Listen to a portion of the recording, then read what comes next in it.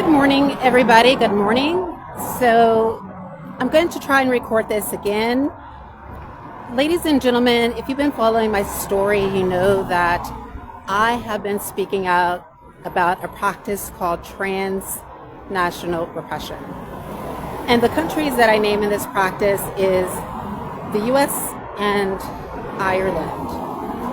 And these weren't countries that I wanted to name. These were countries that were actively involved in persecuting me. And when the evidence comes out, you're going to see exactly how this all has occurred. So I want to continue my story, and I know sometimes it's not safe to talk about this, but I'm talking about it because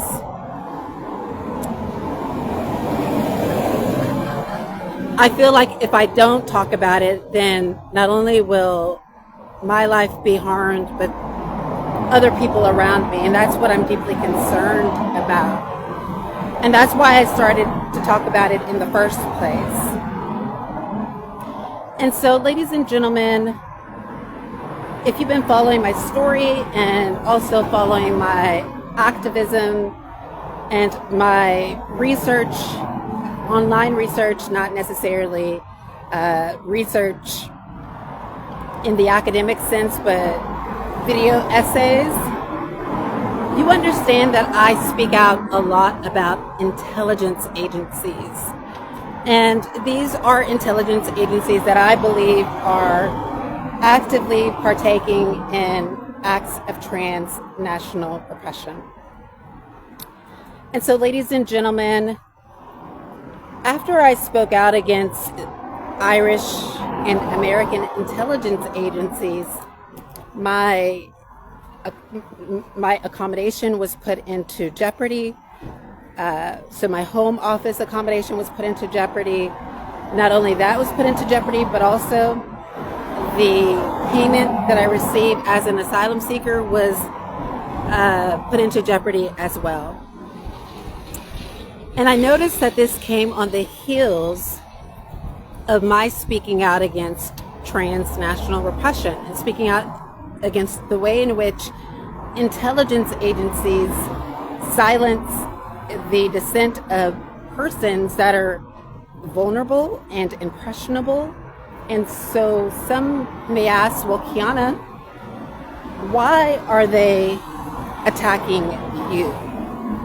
Why are they so focused on attacking you?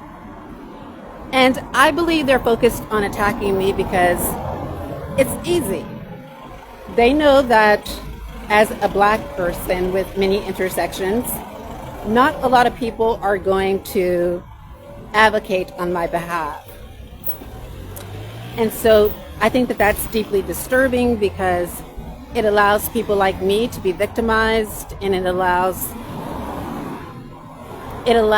the state to continue to persecute other people. Now, you may say, well, Quianna, don't they reserve these practices for people that are really threats to national security, such as those that are engaged in organized crime, etc., right? And it would seem as if that they would do that. But what I have discovered is I discovered that this is like a pastime. Excuse me.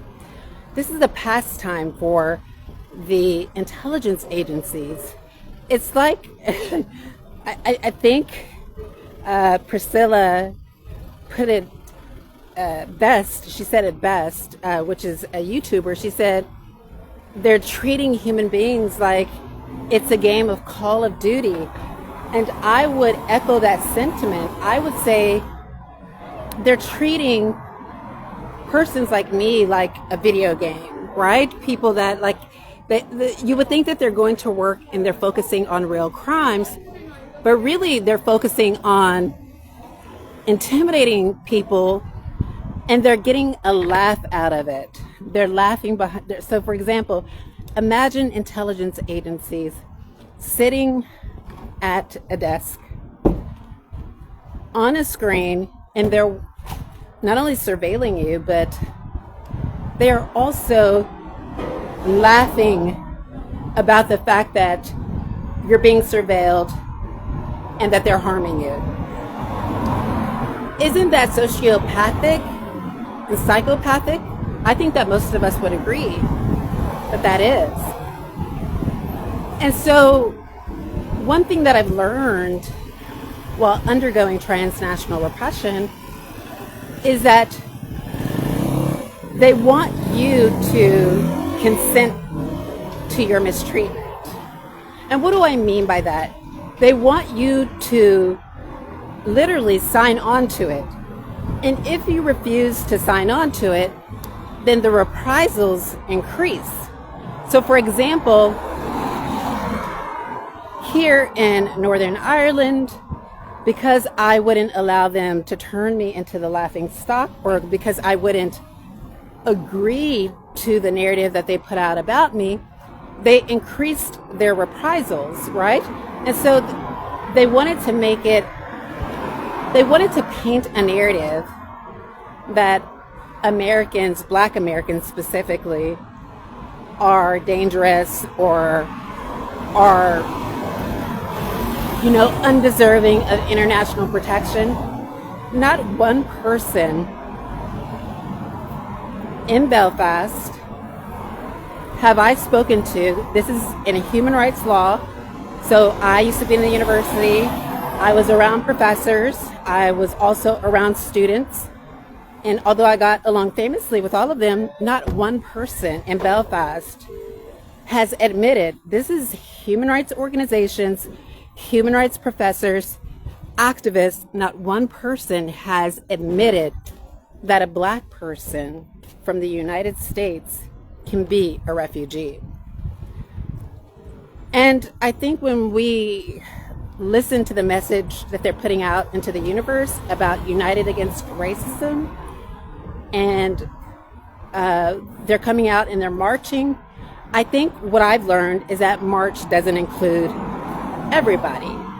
And if you look at the demographic of those marches, you see that not all nationalities are represented, right? So there's certain nationalities that will go out and they will protest against the other side, and they will say, united against racism, refugees are welcome here. But when you pull them individually and ask them to support asylum seekers or refugees, they don't do that. And so is that message consistent? Is that message, are they using these characteristics for a different matter to support their own, I guess, to support their own celebrity, or to make themselves popular is the question? Because I have not seen true unity. So if I contact an organization here in Belfast and I am speaking about my experiences as an asylum seeker, and I make those experiences known to them about what I've encountered, and I don't get any representation and I don't get any help, that leads to two things. The first thing that it leads to is that you truly don't believe in the message that you're putting out to the universe, in the message that we're hearing. Or two, that you're actively complicit and you're aiding and abetting transnational repression. And so oftentimes we hear stories from our governments about the bad guys, who's the bad guys, who's the good guys. And we hear these stories that the countries that we are residing in the global north, are the good guys. But how can that be when they're actively perpetrating transnational repression. To reiterate, the countries that are actively perpetrators of transnational repression is Northern Ireland, Republic of Ireland, and the United States of America. And this is not what I hoped this would turn out to be. Like, I really hoped that the evidence would lead somewhere else, but the evidence is not leading anywhere else. The evidence is leading to these countries. For example, when I spoke out against intelligence agencies, John Boucher, James Applegate, so John Boucher is the Chief Constable of Belfast Police Service of Northern Ireland. James Applegate is a U.S. consulate to Belfast. And I started to name persons that I believe were perpetrators of transnational repression. What happened? Well, what happened was I received letters from the Home Office. I mean, not from the Home Office, from MEARS. I received letters from MEARS instructing me to leave my accommodation. And now my payment is in jeopardy, so somebody has access to my ASPEN card. Yesterday, there was money taken off of my ASPEN card. I reported it stolen last night, and then I reported it again to Migrant Help. And so there's been a lot of irregularities that are happening in the international protection process. And I think what they're doing is they are picking on and bullying particular asylum seekers that they know don't have representation, that they know don't have legal representation. And that is really indicative of the culture and the landscape, the political and cultural landscape of such a nation, right? Let's look at it clearly. Most people's understanding, and this was a conversation that I had at the refugee picnic with someone there. Most people's understanding of asylum, international protection, is that the person receives international protection if they are fleeing war. But that is subsidiary protection. There is also the convention refugee status, where you have fled persecution, and that persecution is due to your political opinions, your being a membership of a particular social group, your racial or national background, etc., right? So religion, etc. But what I've learned is when you speak out against, or when you are the embodiment of a convention refugee, so you are speaking out, like you are a political person, you do have those intersections, you are being racially persecuted, that's not being recognized. And it's not being recognized in countries that we call democracies. And what's also indicative, I think, is when we see countries, ladies and gentlemen, we see purported democracies saying that international protection can only be extended to those fleeing a war. And that's humanitarian protection. This is a different category of international protection. And so, like, the main categories of international protection, which the 1951 convention was designed to address, is really not being implemented by Northern Ireland and possibly other countries as well.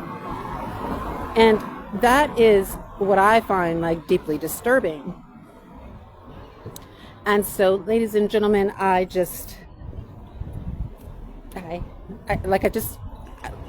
feel like there should be more talk about this, and there's not enough talk about it. There's not. And so I want to go back to MEARS, right? So I have had a pretty good relationship with MEARS accommodation. There have been some people that I really grown to really like a lot because they have always been so kind to me at MEARS. But I think what's deeply disturbing, ladies and gentlemen, is that kindness can go out the window when there is an allegiance to racial oppression. So again, they were always kind to me and have always treated me with respect, just as I have treated them. And I have really liked MEARS and the housing workers, so the caseworkers that come to the homes. But what I'm learning is that there seems to be capitulation to a very toxic authority figure who does not like Black Americans. And so this toxic authority figure is working behind the scenes, and they are instructing MEARS to take action that appears to be racialized. And ladies and gentlemen, you may argue, you may say, well, Quianna, what if the person is not white? What if it's a Black person? What if it's Jamie Lucas Campbell or someone like that, right?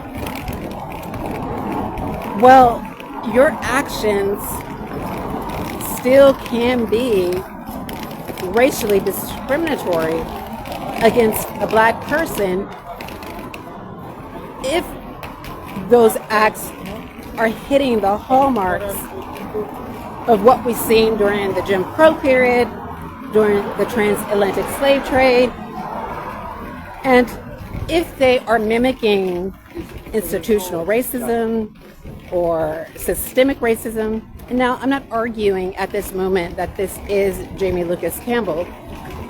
I'm giving you an example.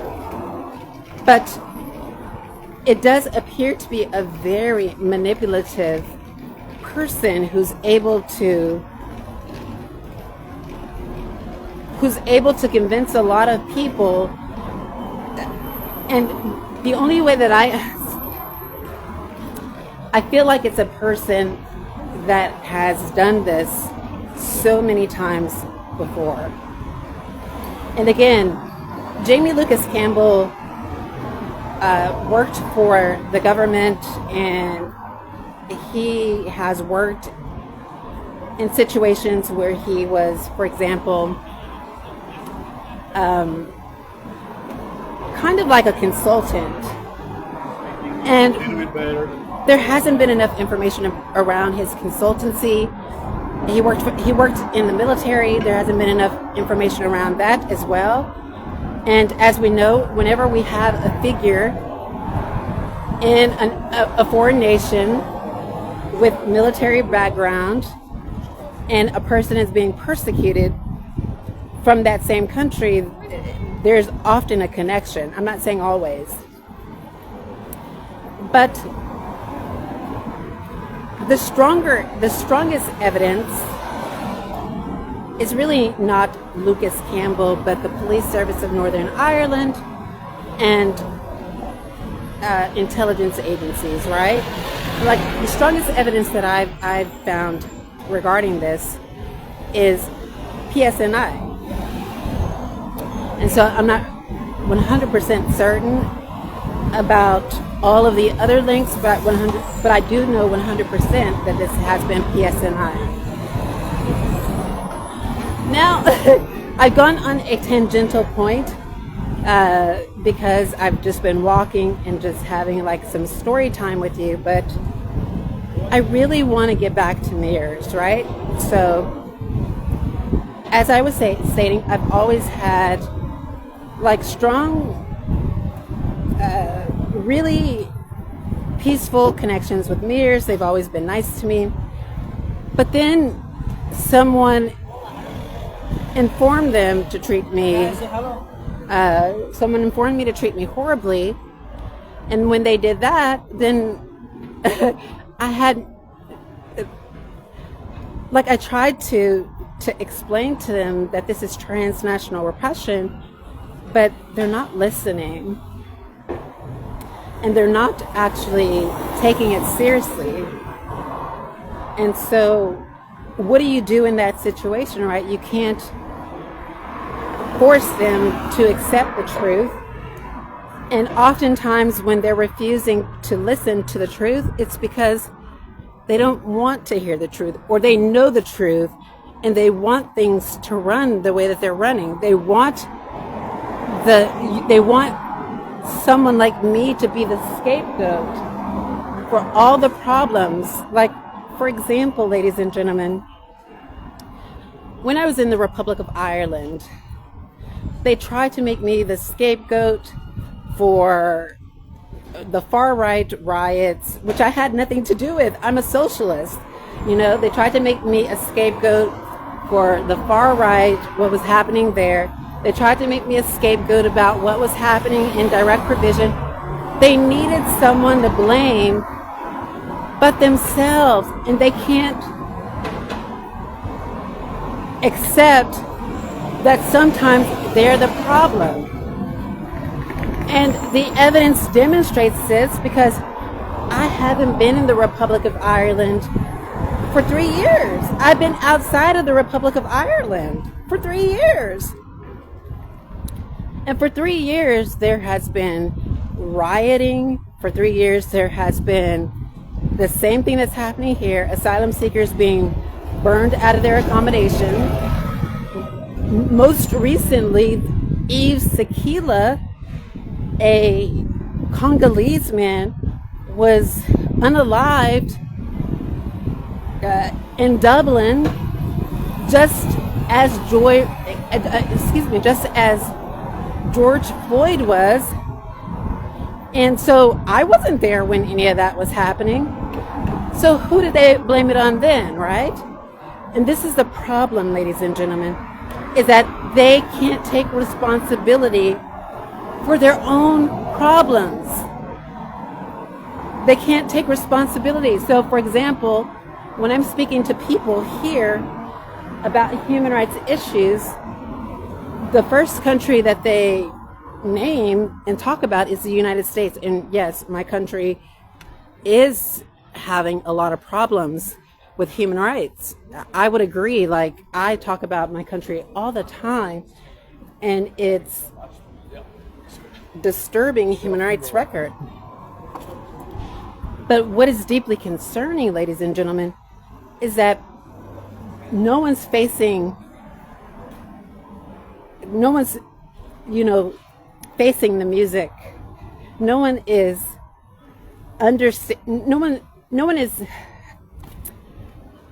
accepting that they have a role to play as well in the unrest.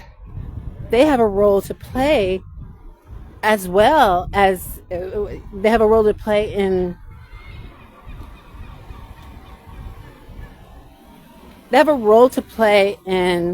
the division and the divide that is currently happening. And the reason why that is because, as Lillian Barr put it, said it perfectly, is that there's already been division before immigrants and asylum seekers came here. And strangely enough, I think that most immigrants and asylum seekers have sought to bridge those divisions. To be sure, look at Frederick Douglass. Frederick Douglass was an abolitionist, and he came to Belfast to preach unity and to preach, against the slave trade, and sought to bridge divides when he came to Belfast. Same thing that I sought to do when I came here. And I just think, ladies and gentlemen, what's deeply disturbing is that it's really not about the message, right? It's about who is delivering the message, right? And so if you are not a representative of the group that they feel should be delivering the message, then they are not going to accept the message. So, for example, ladies and gentlemen, take my human rights record. Let's say, for instance, we have my Substack. We changed the name to the Substack and put a different picture on it and a different name. And not only do we do that, but we do the same thing to my YouTube account, right? Ladies and gentlemen, do you think the response would be different? I do. Because it's really not about the message. It's about the person delivering the message. And what I've discovered is that there is a dislike for people like me. And let me expound on what I mean by that. There's a dislike for people who already know their rights. There is a dislike for people who challenge the status quo. There is a dislike for human rights defenders that often question the narrative that is present at the moment, the prevailing narrative. There is a dislike for persons like that. And we have to ask ourselves an important question. Like, are differing opinions a problem? And I would argue no. That's what makes us unique, is if we have a different opinion. That's what makes us human, to disagree with others, right? But what is most disturbing is when we have groups of people coming together, large groups of people, institutions. So we have institutions, and then we have large groups of people coming together and saying, you know what? We are angry with A, or we're angry with B, or we're angry with the United States is doing, or we're angry with what Israel is doing, or we're angry with insert any country, right? And so because we're angry with what they're doing, what we're going to do is we're going to choose a Black American, and we're going to take our anger out on that Black American, and we're going to oppress them until we can, and we're going to oppress them to the point to where they can't take it anymore, or that ends in their death. Don't you see how disturbing this is? This has happened to me in Belfast for every single day. To reiterate, I describe it as Get Out, just like the movie Get Out, without the unbelievable moments in Get Out. So, for example, we see that there are transhumanization in Get Out, where there is removing of the brain and putting that into someone else's body. Like, I'm not talking about that. I'm talking about the plot and the way in which racial bias is operating under the guise of liberalism, or under the guise of unity, or under the guise of understanding. Remember, the Armitages were a liberal family, and their daughter appeared to have friends with Black people, or to even like Black men. And what were they doing to them? And what's another message in Get Out, right, was that Black people were so gullible, to the point to where we thought, or in the movie, they thought that they could be friends or to have relationships and that those relationships would be based on true love, and those relationships would be based on mutual respect and understanding, and those friendships were true. But then we learned in that movie that that wasn't the case, right? We learned that there was something macabre about the Armitages and their treatment of Black Americans. And this is what I'm seeing in Belfast.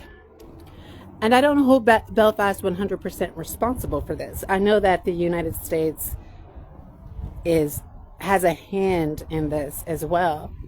You can explain to a country, especially if you're the United States, how good it would be to be in control and to treat a person as if it were the 1800s.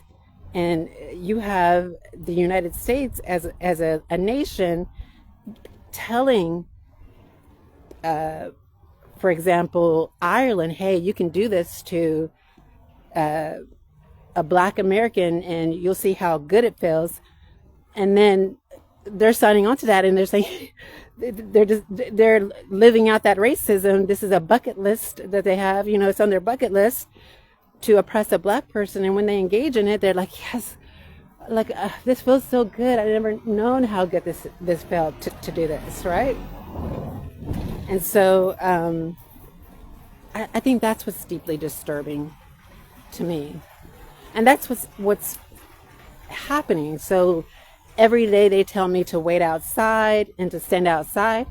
That is an indication that you're saying that I'm not good enough to stand on the inside. Every day when you tell me that you're taking food out of my mouth, you're not doing that because you are trying to show me what it could be like when other persons across the world are doing that, are experiencing that. You're doing that to oppress me. You're doing that to make me go without food. You're doing that because you don't want me to eat. You're doing that because you're trying to malnourish me. You're doing that because you're trying to weaken me. You're not doing that because you're trying to teach me a lesson. You're doing that because you're trying to oppress me. And if you are teaching me a lesson, the lesson that you're teaching me is racial oppression. And so I'm coming up here on MEARS now. I'm going to try to have a respectful conversation with them because I spoke to Migrant Help, and Migrant Help said that they contacted MEARS and said that they were putting in for me to have a emergency payment because of the issues that are happening with my card. Yesterday, they also said that Migrant Help. I came to MEARS. MEARS refused to give me that emergency payment. So I'm coming back here today to see if they're going to provide me with that emergency payment. And I'm going to be respectful, and hopefully they are too. So I am arriving. Let's see.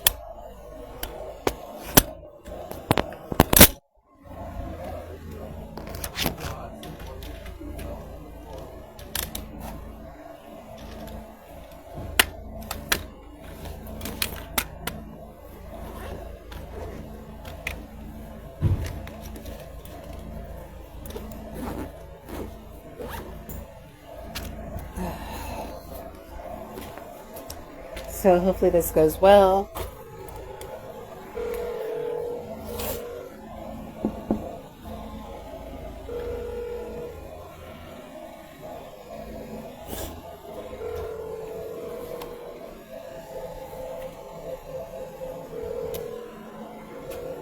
I don't see the security guard, so I'm going to go to the back. There doesn't appear to be a security guard. I do see Migrant Help in the office there. I don't think I can turn it because it's a private meeting, so I won't disclose that person's private meeting, but let's see. But migrant help is there. I see migrant help in the office.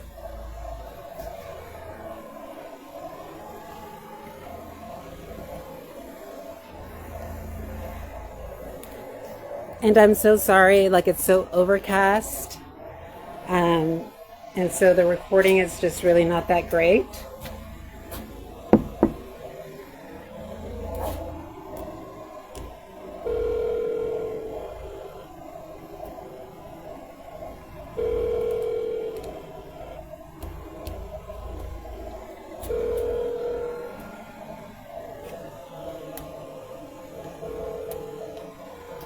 So I run the doorbell that's on the door. Oh, it's so humid outside.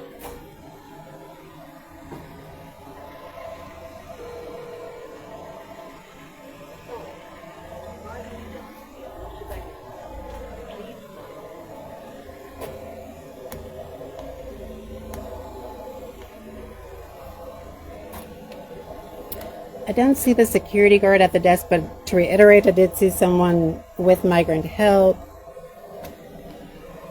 And so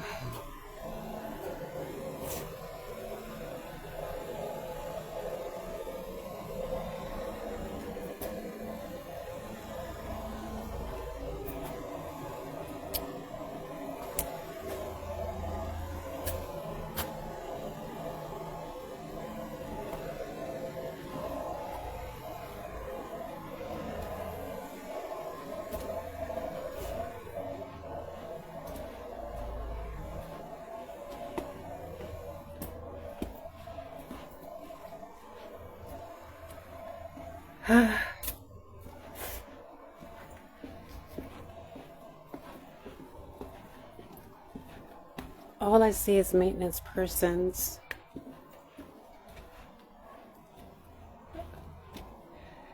So what they did was they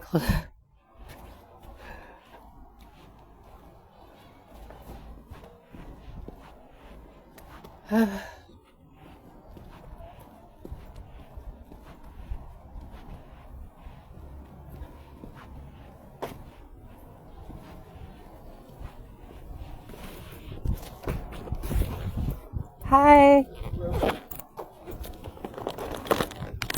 I have something. You're with MEARS? Yeah, you have to go in the front. Yes, but I have something to give to MEARS because, like, I'm not seeing anybody there at the front.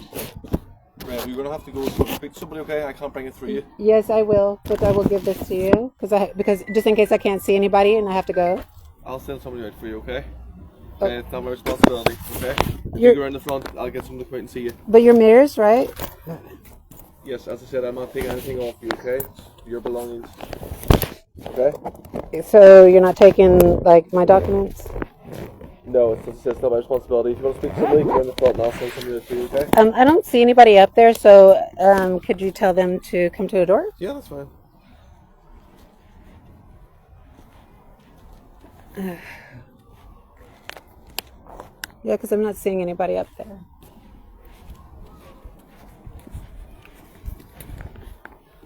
And the fact that MEARS is trying to put me out of my accommodation when I haven't actually had a hearing, that's illegal and that's wrongful, you know?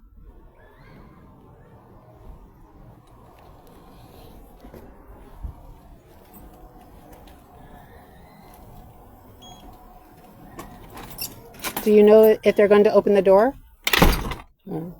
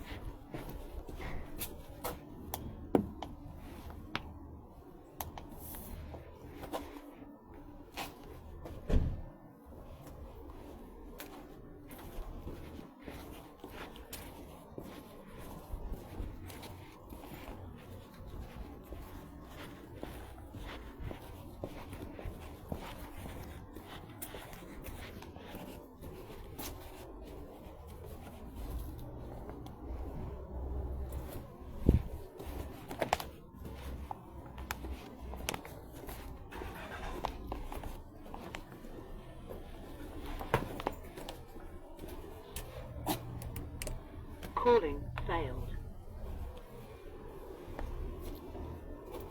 So they just let other asylum seekers in. So you can see what's happening. I didn't show because they're asylum seekers, but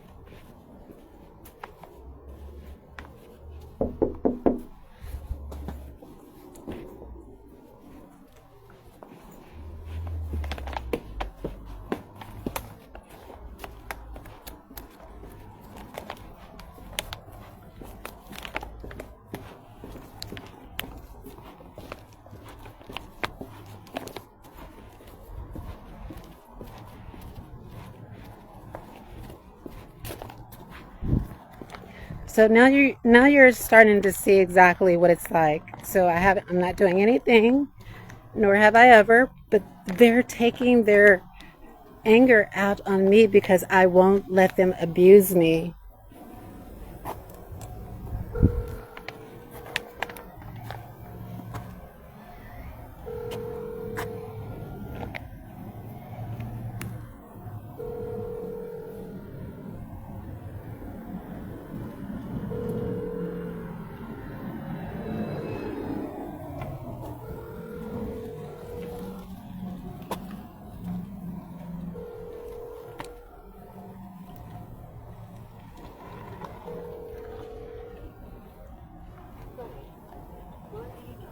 Not available.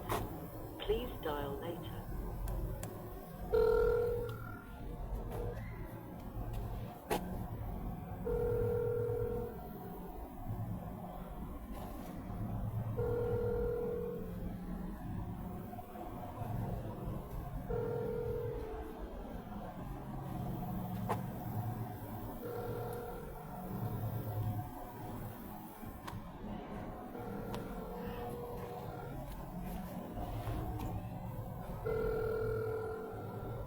Sorry. Please dial.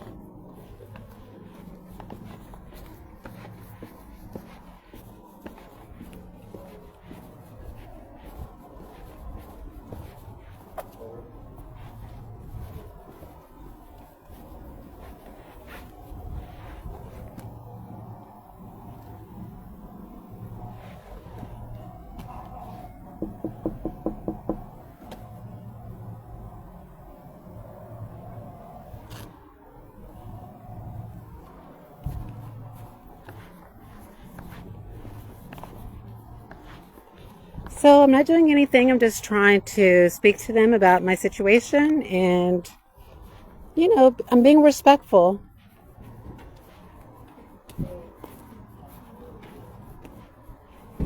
Hi, do you know where MEARS is at? Sorry, give me one second. Sorry. What were you saying? Sorry. Yeah, take your time. Sorry. Yeah, sorry.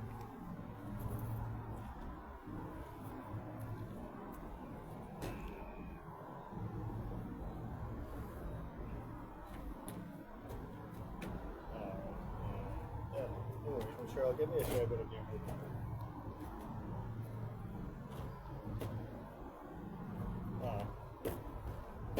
No worries. Cheers. Bye bye. Sorry? Do you know where MEARS is at? Up.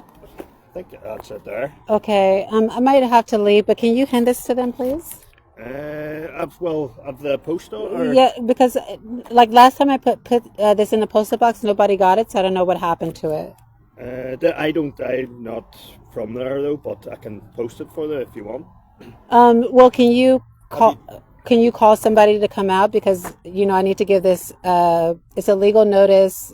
They're trying to evict me from the property, and it's not on lawful grounds, and so I am deeply concerned about the way in which they're doing it. I haven't had an interview, nor have I exhausted any of my appeals. The front door?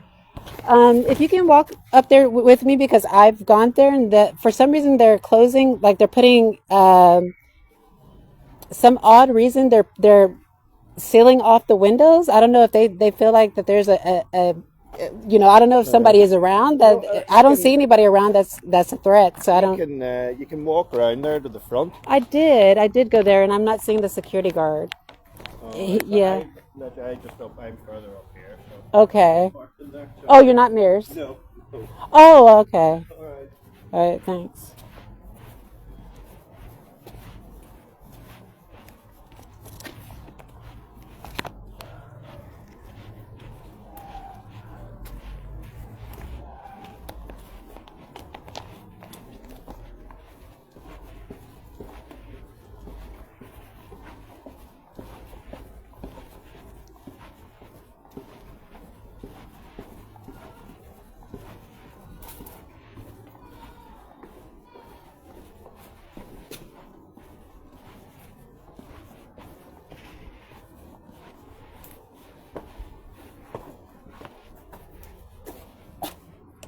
Calling failed.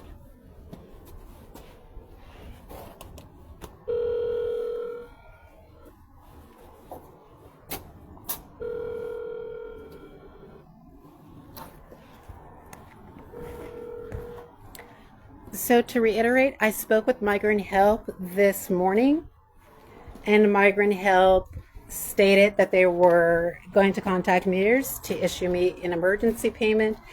Again, somebody has access to my my ASPEN card. I had to report it stolen because there was money being taken off of my ASPEN card that was not explained in detail. Again, when I spoke to MEARS yesterday, they said they haven't, sorry, when I spoke to Migrant Help yesterday, they said, we haven't heard of any incident where money is being removed, or not removed, but reduced on an asylum seeker's account.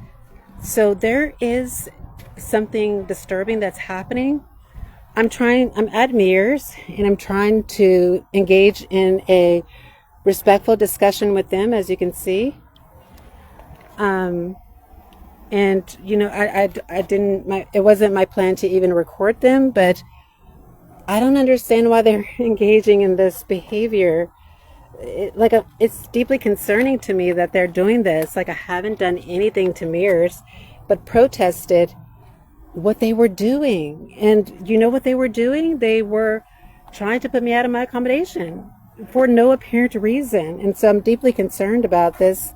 And I'm asking whether or not this is a legitimate practice, because it appears to be focused on my nationality. And that's not the way that democracies are supposed to work, And again, I am a legitimate asylum seeker. I deserve the same protections and the same respect as everybody else. And I haven't received that at all. Other asylum seekers here are receiving, they're being treated fairly, they're being treated with respect, their asylum claim is not being interfered with by state agents, but all that's happening to me. And the reason why all that's happening to me is because they feel intimidated by my knowledge around immigration procedures, and they see that as a threat. And I don't know why. They should see that as a strength, and they should want to engage with a person like me. But I feel like they only want to be the persons that have knowledge around situations like this, you know? It's deeply concerning. Is that my new phrase? Like, is it deeply concerning? You know, there's a video, God, I can't think of his name, but there's a guy that uploads videos to Facebook, and he does like these really interesting skits. And after like he introduces his question to the participant, he always ends with, isn't that concerning? So like, so I'm ringing the doorbell now, and to reiterate, I'm just here to collect the emergency payment, and I want to leave, but I'm at MEARS, and I'm just trying to, no one is, I just saw the security guard in the back, because he let, there was asylum seekers that he let into the building, but they're ignoring me because I'm trying to vindicate my rights. And so, ladies and gentlemen, this is what is deeply concerning, I think, is that when people stand up for their rights and they're challenging a process where their rights are being violated, then what happens? They're trying to make you out to appear to be the heavy. I'm not the heavy. I am just trying to abide by the process. So I'm at MEARS. To reiterate, I've had really respectful a relationship with MEARS for a very long time. There are some people there that I really do like you know, Barry Stewart. He was a very nice MEARS person. Sorka, you know, like these were some really nice people, you know, at one point in time. And I felt like, you know, I had a really respectful understanding with MEARS. But my deep concern, ladies and gentlemen, is that they're treating me as I'm a second-class citizen. They're disrespecting me, and I don't understand why. Like all I've done is report on the violations that have happened to me. That's all I've done. I reported on the violations that have happened to me. And my reporting on the violations that have happened to me, that's me keeping a transparent account of that. And so how are they holding me responsible or treating me indifferent because I am holding them, excuse me, why are they, this is the question. Why are they treating me different? Because I'm choosing to hold them accountable for information that's not true. And so to reiterate, like you can see, like I'm not screaming, I'm not yelling, I'm not violent, I haven't done anything. I'm just trying to get the emergency payment that is afforded to me because of what has happened to my ASPEN card. And they have ignored me. They have covered the windows. That's odd, right? Like, it's almost as if they're trying to create, like, they're desperate for a national security incident. They're like, Quianna, we want you to be the person that is going to engage in this. And I won't give that to them. I'm not that kind of person. I'm nonviolent. I don't engage in violence whatsoever. But they really are desperate to try and make me out to be that person. Like, for example, when I arrived, they started covering the windows. Like, why are you not covering the windows when the far right is burning people out of their homes? Like, why haven't you covered the windows and protected the asylum seekers when they were going through that? There was a lot of asylum seekers that were victims of that. So why weren't the windows covered then? Like, this was true violence, you know? And that's my problem, is that they don't really respond to the true violence that's happening. They want to create a patsy and to create a false caricature of a person that is not representative of who they are. So as you can see, like, you've been on this live, I haven't done anything. Like, I have just waited patiently for them to, you know, provide to me what is owed to me. And they're treating the incident as if it is like like, I haven't yelled. I haven't even spoken to really anybody. And so why would they treat it like this? To reiterate, they're desperate to put the blame on someone else besides themselves. They can't fathom that the problem is not the person standing across from them, but the problem is the person within themselves. And so, again, I have engaged with these people respectfully for a very long time, and I had a right to protest against an unlawful eviction when I did.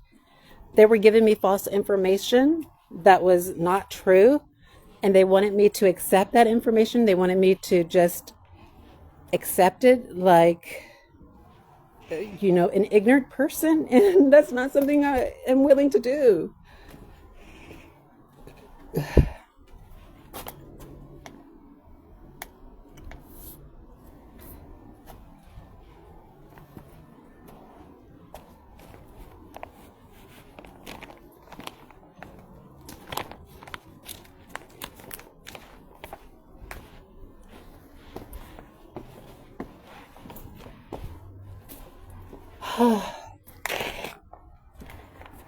Like, they're desperate to make a person like me out to be the boogeyman.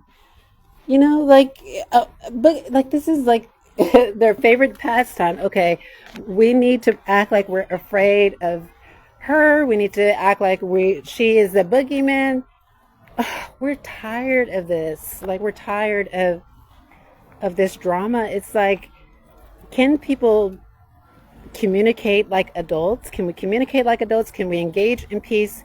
Can we do that? Can we communicate like adults? Can we engage in peace? Can we do that?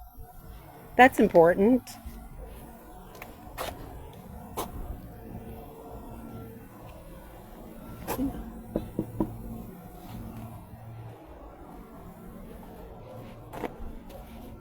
Hello, nobody's at the front desk. Hello? Nobody's at the front desk. I've been waiting for almost like 30, 40 minutes. You're not with MEARS?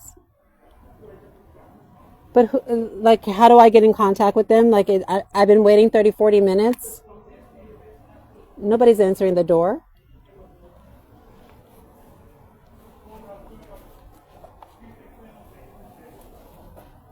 I'm sorry? Oh, I thought someone said something.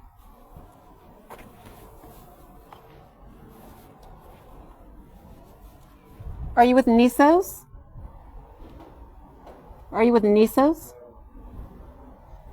Somebody has to open the door with MEARS because I need to get my emergency payment. Do you know where?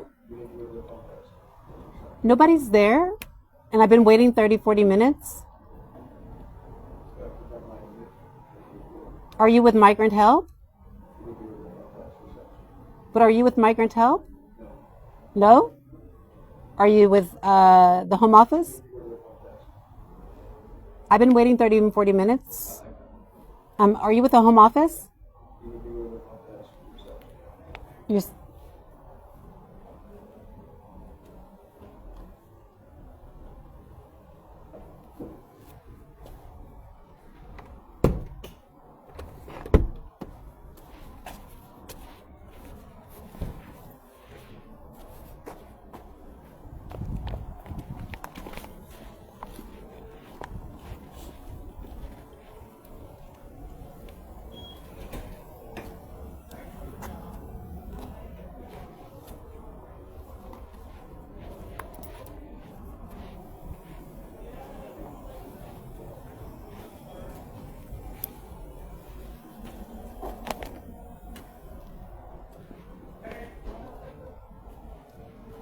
So as you can see, ladies and gentlemen, as you can see, I have been respectful, and there's been this disrespect in return. Now keep in mind, the only time that we had a disagreement was when they tried to deliver me false documentation saying that I had an interview and that I exhausted my appeals. I haven't even had an asylum interview, nor have I exhausted any appeal. I haven't gone before a tribunal on my asylum case. And so because I wouldn't acquiesce to that narrative, now they are angry with me because I'm not buying the shenanigans.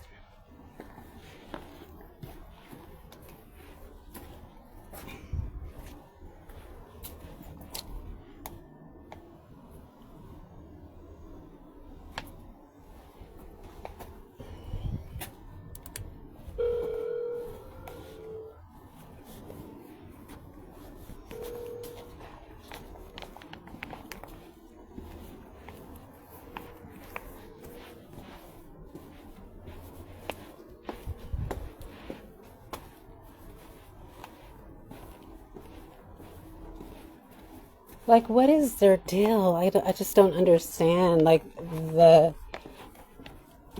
I don't understand I don't understand what they're doing.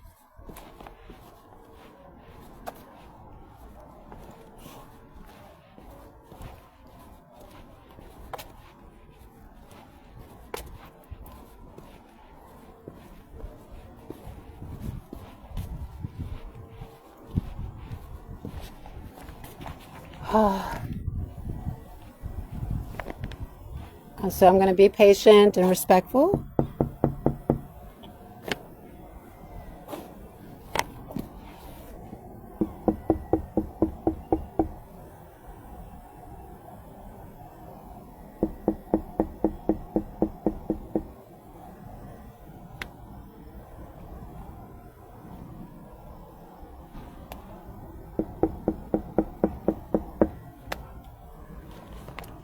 Now I'm just knocking because I'm trying to get someone's attention.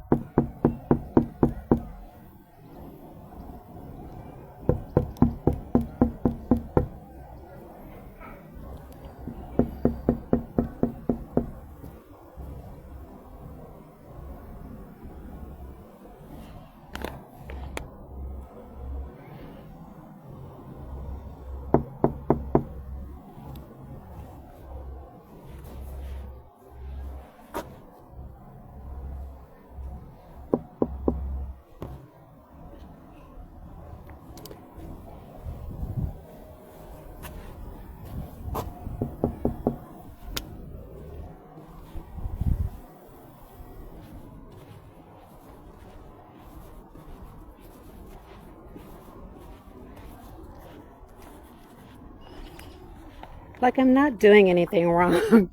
They're desperate. Oh my God. Like, they really want to make me out to be the heavy. This video is just going to show everything. Like, they're so desperate. Like, they don't want to call out the real problems, and they really want to try and make a person like me the problem when I'm not.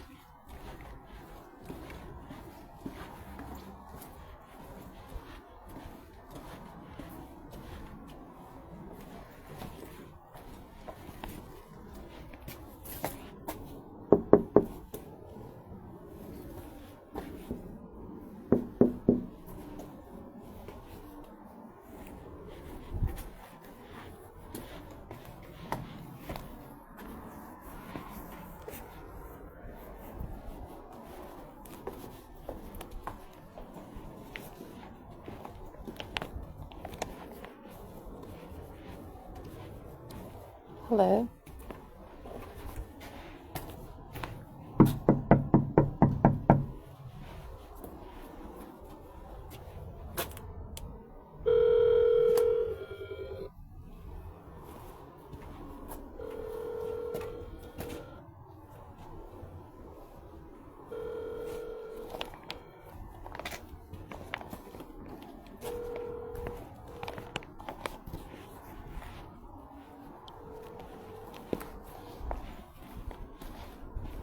I'm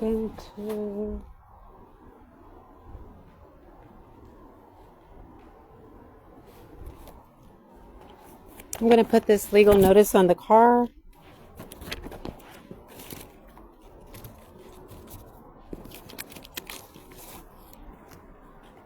So I put it on the car.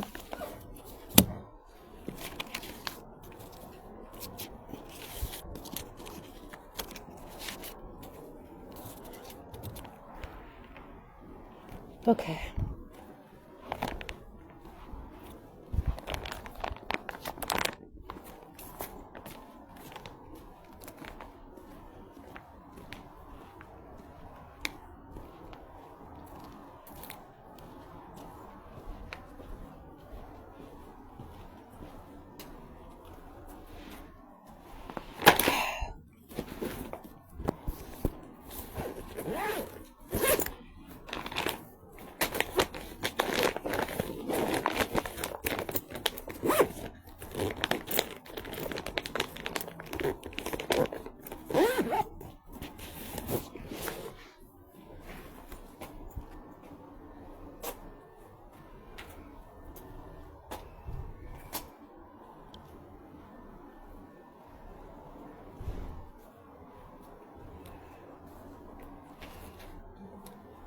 Oh, it's very humid outside.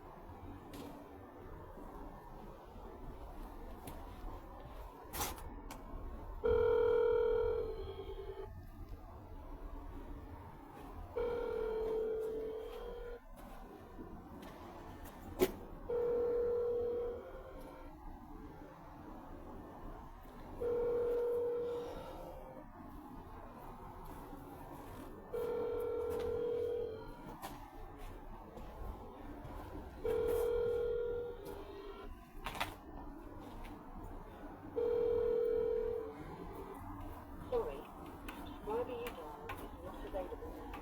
Please dial later.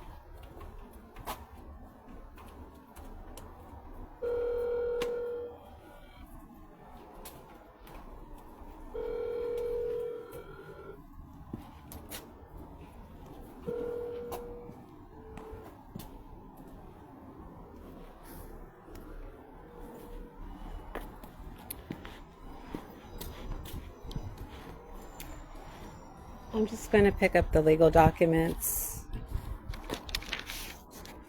and try and hand it to a person.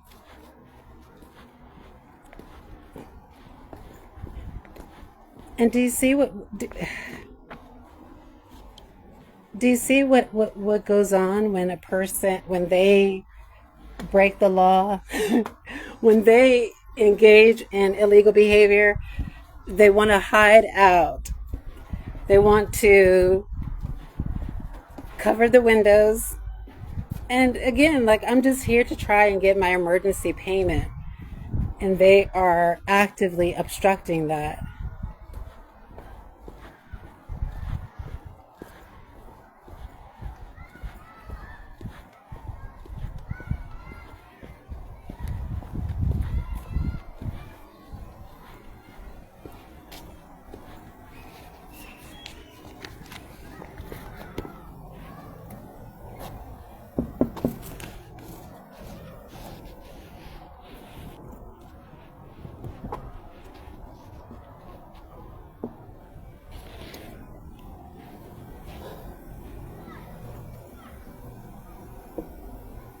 So I saw the security guard was hiding.